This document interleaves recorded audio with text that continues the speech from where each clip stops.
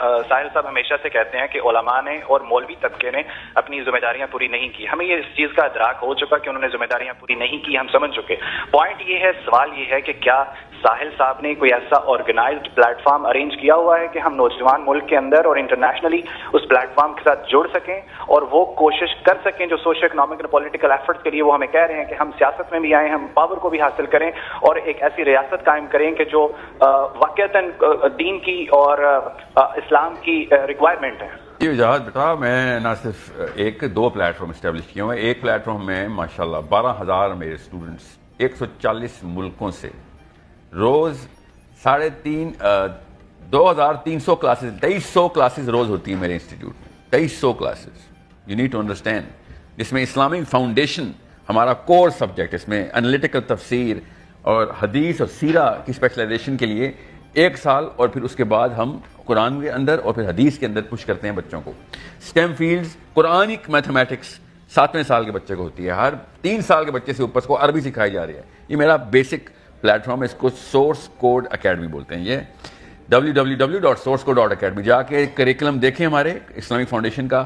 ہمارا Islamic political system کا most advance course ہے جو کہ وہ والے علماء پڑھا رہے ہیں, وہ والے اسکالرز پڑھا رہے ہیں جو منیمم PhD ہیں اسلامک یونیورسٹی مدینہ یونیورسٹی سے. اب دیکھیں ذرا اکیڈیمک ڈسکورس کیسے کریٹ کرنا ہے.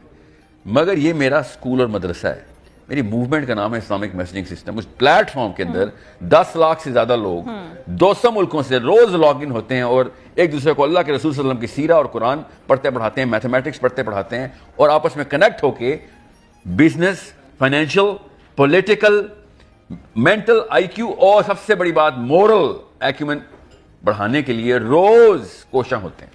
خواتین, مرد, بچے, بڑے, بزرگ روز 200 کنٹریز سے روز لاگ ان ہوتے ہیں. آپ کیوں میں آپ کو یہ بتا رہا ہوں, Islamic messaging system .com website ہے, جا کے دیکھیں تاکہ آپ کو پتہ چلے کہ جب تک آپ حصہ نہیں بنیں گے تب تک ہمارا کام نہیں ہوگا.